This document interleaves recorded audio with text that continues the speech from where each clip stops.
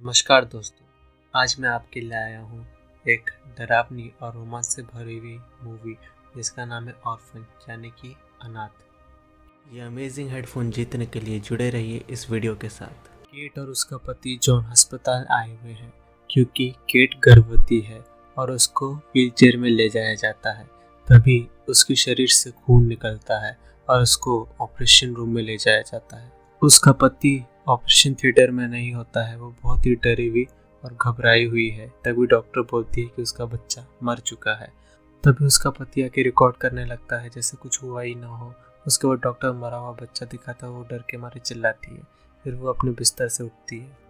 फिर वो बाथरूम में जाकर बैठ के अपने घाव को देखती है और एक टैबलेट लेती है। इसके बाद हम देखते हैं कि केट साइकोथेरेपी में है, जहाँ पर डॉक्टर ब्राउनिंग ने बोलती है कि डरावने सपने आम बात है किसी सदमे के बाद, जो कि उन्हें पहुंचा है उसके बच्चे को खोकर, जो कि गर्भ में ही मर गया था। फिर वो बोलती है कि वो शराब की बोतल लेगी और कहती है कि वो एक बच्चा गोद लेने के बारे में सोच रही है।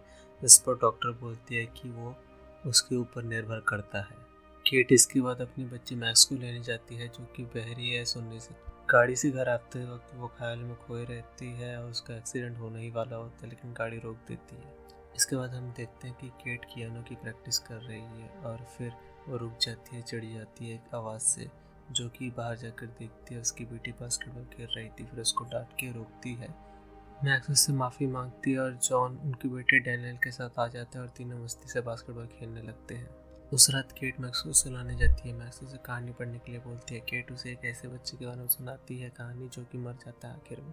सोने से पहले वो एक टैबलेट लेती है और उसके बाद बिस्तर में जॉन के साथ डिस्कस करती है कि वो एक बच्चा गोद लेगी और उसने ये फैसला ले लिया है। फिर हम देखते हैं कि दोनों गाड़ी से एक अनाथालय की तरफ जाते हैं, जहाँ पर उन्हें सिस्टर एबिगेल मिलती है और वो उन्हें वहाँ के बच्चों से मिलने के लिए कहती है। केट फर्स्ट फ्लोर में बच्चों को खेलते हुए देखती है और जॉन सेकंड फ्लोर में जाता है और वहाँ पर एक लड़की को गाते हुए सुनता है। और जब कमरे में जाता है तो एस्टर पेंटिंग कर रही होती है।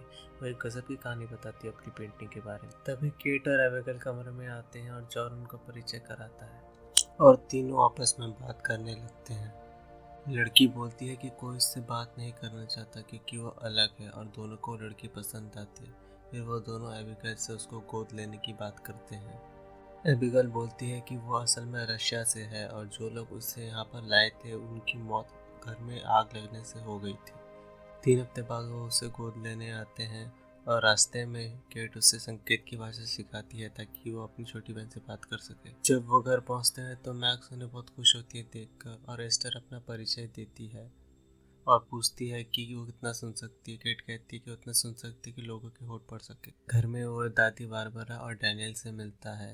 सभी उसको उपहार देते हैं सिवाय डैनियल के, क्योंकि वो उससे जलता है, खास करके तब जब वो अपने पिता को गले लगाती है।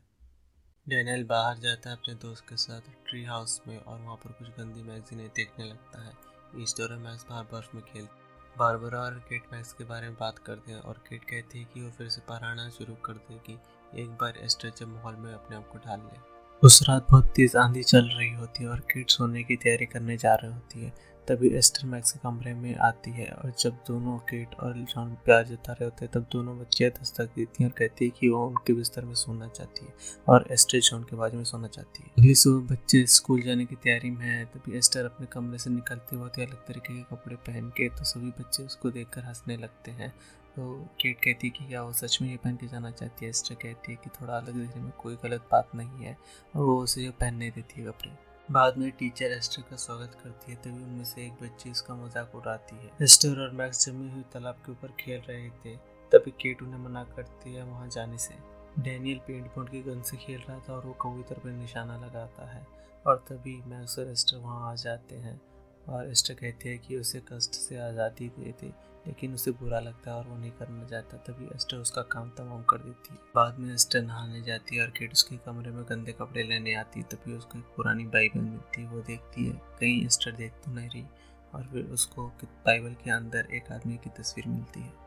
स्कूल में डैनियल के फ्रेंड्स का मजाक उड़ाते हैं उसकी बहन एस्टर की वजह से, तो उसके पूरी किताबें गिरा देता है और जब वो किताब उठाती है तो एक लड़की उसका बाइबल खींचने की कोशिश करती है, जिससे कि पूरे बाइबल के पन्ने बिखर जाते हैं और वो बटोरने लगती है।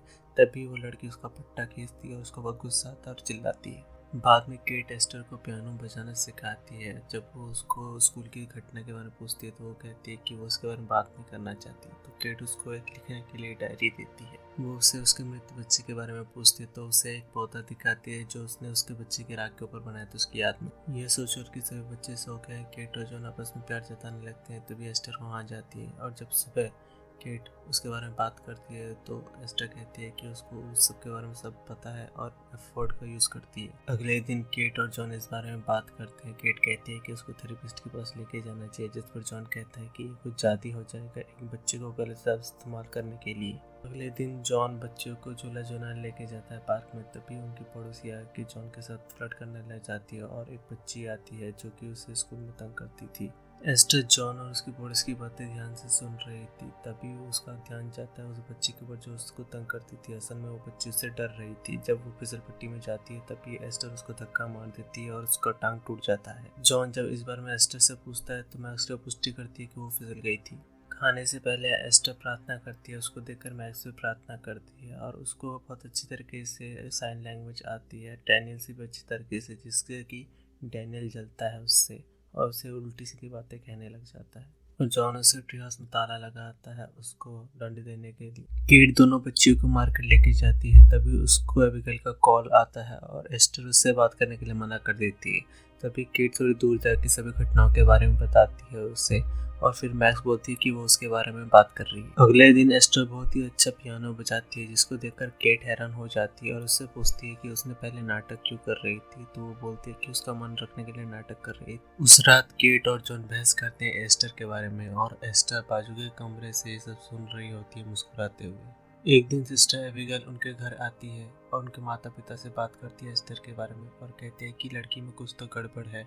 उसने शायद से कुछ ऐसी चीजें की है पहले, जैसे कि दूसरे बच्चों को चोट पहुंचाना। ये सब वो लड़की सुन रही होती है। फिर वो मैक्स के पास जाती है और कहती है कि उसको मदद चाहिए उसकी, ताकि वो औरत उसको ले जा ना सके वापस। केट को एबिगेल की बातों में कुछ न कुछ तो सच्चाई दिखती है। तो जॉन कहता है कि वो कुछ ज्यादा सोच रही है, जिस पर केट कहती है कि उसको थेरेपी तो ले जाना चाहिए और जॉन मान जाता है। फिर एस्टर मैक्स को ट्री हाउस की चाबी ढूंढने के लिए बोलती है, जिसका इस्तेमाल वो करती है लॉकर से गन निकालने के लिए और उसमें से सारी गोलियां निकाल देती सिवाय एक के और मैक्स की तरफ तान देती है, जिससे मैक्स बहुत डर जाती है। जैसे एबिगेल कार लेके निकलती है एस्टर मैक्स को ब्रिज के पास लेके जाती है और उससे कहती है कि वो एबिगेल को इतना डराएगी कि वो वापस आने की कभी नहीं सोचेगी और जैसे ही उसके घर सामने आती है वो मैक्स को धक्का मार देती है। किस्मत से एबिगेल कार को मोड़कर साइड में ठोक देती है। वो मैक्स को चुप कराती है। तभी एस्टर उसे हथौड़े से वार करती है और उसके बाद मैक्स को कहती है कि उसे रास्ते से हटाने में मदद करे। फिर उसे नीचे ढकेल देते हैं, लेकिन वो अभी भी जिंदा होती है तो एस्टर उसे हथौड़े से खत्म कर देती है। फिर दोनों ट्री हाउस जाते हैं और खून से लदे हुए कपड़ों को छुपा देते हैं। इसके बाद एस्टर मैक्स को कहती है कि वो उसे भी जेल भेज देंगे क्योंकि उसने उसकी मदद की थी और फिर कहती है कि वो उससे बहुत प्यार करती है। डैनियल उन दोनों को ट्री हाउस से उतरते हुए देखता है। एस्टर भी उसे देख लेती है। फिर रात को वो एक छुरी लेके आती है और उसे किसी को भी कुछ भी बोलने से धमकाती है और वो डर के मारे पेशाब कर देते हैं। जॉन और किट एस्टर को थेरेपी के लिए लेके आते हैं। जब वो कमरे के अंदर होते हैं तो थेरेपिस्ट कहती है कि लड़की में कुछ भी प्रॉब्लम नहीं है, प्रॉब्लम तो किट में है जो कि अपने आप को काबिल मां नहीं समझती, इसलिए एस्टर पर पूरा गुस्सा निकालती है और जॉन इससे सहमत होता है। जब वो लोग घर आते हैं तो केट को ऑर्फनेज से कॉल आता है और वो कहते हैं कि एबिगेल अभी तो वापस नहीं पहुंची है। उसके बाद पुलिस को एबिगेल की लाश मिलती है जहाँ पर कि एस्टर ने उसे छोड़ा था। फिर हम एक पुलिस ऑफिसर को जॉन और केट से बात करते हुए देखते हैं जो कहते हैं कि उन्हें किसी पर शक नहीं है। फिर हम देखते हैं कि एस्टर अपने एक्वेरियम की लाइट को ऑन ऑफ करती है और वहाँ पर एक भयानक तस्वीर बनी है घर के जले होने की। केट सन के बच्चों के बारे में ऑनलाइन सर्च करती है और जॉन को दिखाती है। जॉन फिर भी सहमत नहीं होता है, जिस पर केट कहती है कि वो डॉक्टर ब्राउनी से कभी नहीं मिलेगी। केट चिंता में है कि असल में एस्टर है कौन, तो एक रिश्ते के अनाथालय में कॉल लगाती है और वो बोलते हैं कि उनके पास कोई भी रिकॉर्ड नहीं है एस्टर के बारे में। अगले दिन जॉन एस्टर को उठाता है डेंटिस्ट के पास ले जाने के लिए, पर वो मना कर देती है। तो दोनों साथ में पूरा दिन बिताते हैं, पेंटिंग करते हैं और एस्टर कहती है कि उसे लगता है केट उसे पसंद नहीं करती। इसी बीच केट दूसरे बच्चों को स्कूल छोड़ती है और उनसे एस्टर के बारे में पूछती है तो बोलते हैं कि उसने कभी भी कुछ गलत नहीं किया। उस रात एस्टर आती है और केट से कहती है कि वो उसके लिए तोहफा लाई है और उसको गुलाब का एक गुलदस्ता देती है जो कि उसने उसके बच्चे की अर्थियों के ऊपर से तोड़ा था।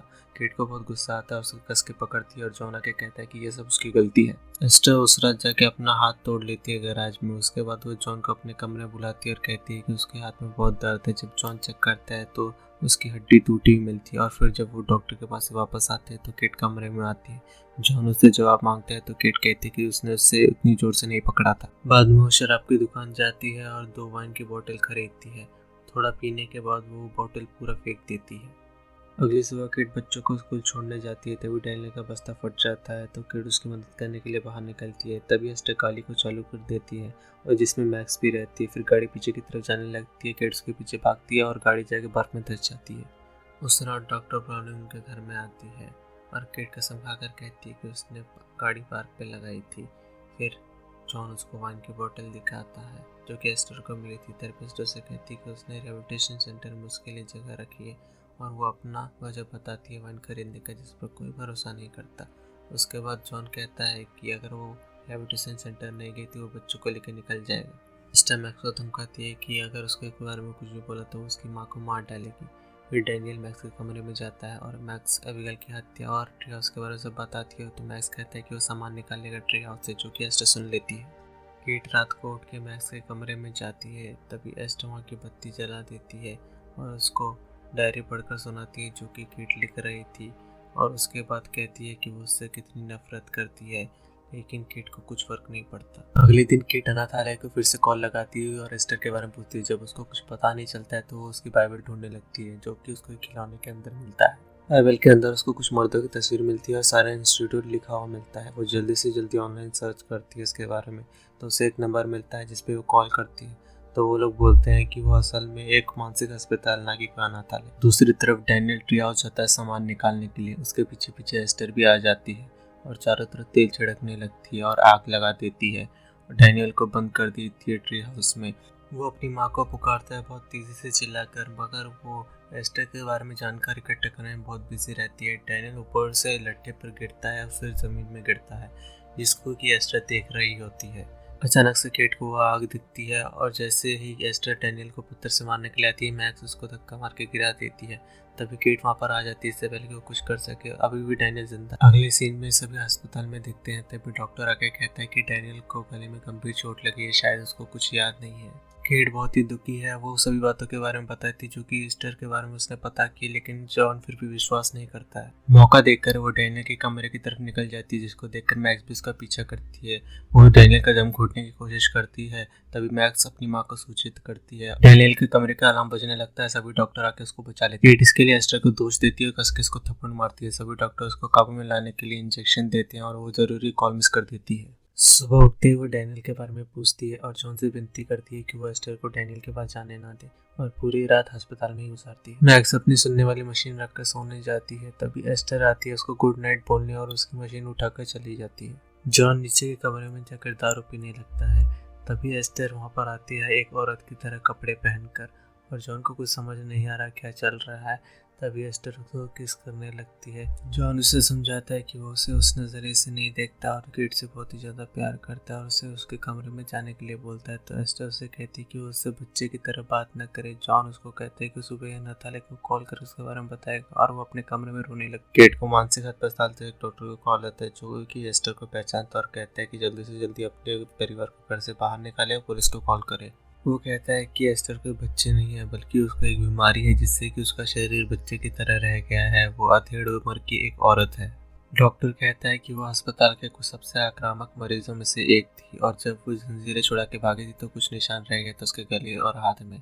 उसने कम से कम 7 लोगों की जान ली। केट जल्दी से घर की तरफ भागती है और दूसरी तरफ घर में एस्टर तोड़फोड़ मचाती है और अपना मेकअप निकालती है जो कि वो अपनी उम्र छुपाने के लिए इस्तेमाल करती थी। जॉन उसके कमरे में आता है तो उसको बहुत सारी भयानक तस्वीरें दिखती हैं। किट ड्राइविंग करते हुए जॉन को कॉल करती है। इससे पहले कि वो फोन उठाता वहाँ की लाइट चली जाती है। फिर किट पुलिस को फोन करती है। जॉन टॉर्च लेकर आसपास देखने लगता है। तभी एस्टर को पीछे से छुरा घोंप देती है जिससे कि वो नीचे गिर जाता है लेकिन जिंदा होता है। तो एस्टर उसको चाकू घोंप कर मार डालती है। मैक्स ये सब देख रही होती है तो उसका भी पीछा करती है। केट इतनी तेजी से गाड़ी चलाकर आती है कि घर के अंदर घुसा देती है। फिर जल्दी से जल्दी ऊपर के कमरों में जाती है जहाँ पर उसको जॉन की लाश दिखती है। फिर उसको अनुभव होता है कि मैक्स की जान खतरे में। वो उसके कमरे में देखती है लेकिन वो वहाँ नहीं होती तो बाथरूम में देखती है। तभी एस्टर उसके ऊपर गोली चला देती है। फिर वो अपने कमरे में छुप जाती है। किस्मत है एस्टर उसको देख नहीं पाती क्योंकि वो खिड़की के बाहर छुपी हुई होती है। मैक्स गार्डन में छुपी हुई होती है। एस्टर की तरफ बढ़ रही होती है। जैसे ही केट ये देखती है तो उसका ध्यान भटकाती है तो उसकी तरफ गोली मार देती है। फिर वो मैक्स की तरफ भी गोली मारती है और केट जब ये देखती है तो अपनी शीशा का ग्लास फोड़ लेती है और सीधा जाके एस्टर के ऊपर गिरती है। थोड़ी देर बाद मैक्स आके उसको उठाने की कोशिश करती है तो केट गन लेके वहाँ से निकल जाती है।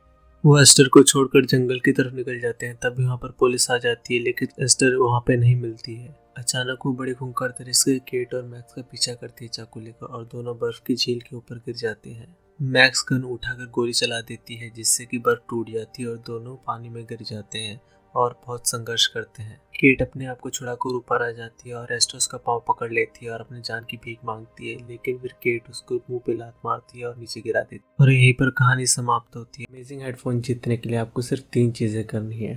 सबसे पहले इस वीडियो को लाइक करना है, चैनल को सब्सक्राइब करना है, उसके बाद कमेंट सेक्शन में आपको हमें यह बताना है कि इस कहानी में मैक्स की दादी का नाम क्या था। और हर एक वीडियो के विनर का अनाउंसमेंट हम संडे को करते हैं, तो बेल आइकन को प्रेस करना मत भूलिएगा।